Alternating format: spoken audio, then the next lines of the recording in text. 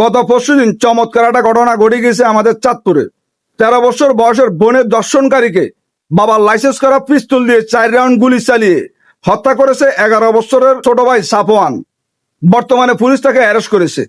আমি বলবো যে তাকে অ্যারেস্ট না করে সারা বাংলার প্রত্যেকটা মানুষ তাকে সেলুট জানানো প্রয়োজন। তার কারণ হচ্ছে, যে কাজ পুলিশ করতে পারে নাই, যে কাজ প্রশাসন করতে পারে নাই, যে কাজ এই রাষ্ট্র করতে পারে নাই, সে কাজ মাত্র 11 বছরের একজন ছোট্ট ভাই করে দেখিয়ে দিয়েছে। আমাদের চোখে আঙ্গুল দিয়ে বুঝিয়ে দিয়েছে। 11 বছরের ছোট্ট শিশু সাফওয়ান আমাদেরকে বুঝিয়ে দিয়েছে যে একজন জুলুমকারী, একজন দর্শনকারীর বিচার এটাই হওয়া উচিত ছিল।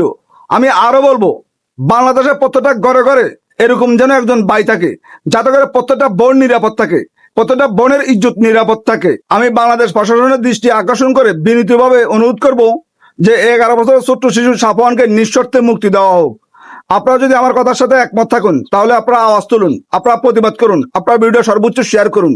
আপনারা যদি প্রতিবাদ না করেন, তাহলে এই বাংলার মাটি থেকে দর্শনকারীরা নির্মূল হবে না। তা না হলে আপনারা দেখবেন এই বাংলার মাটিতে একের পর এক আমাদের অনেক মা বোনদেরকে ইজ্জত দিতে হচ্ছে, ধর্ষণ হতে হচ্ছে।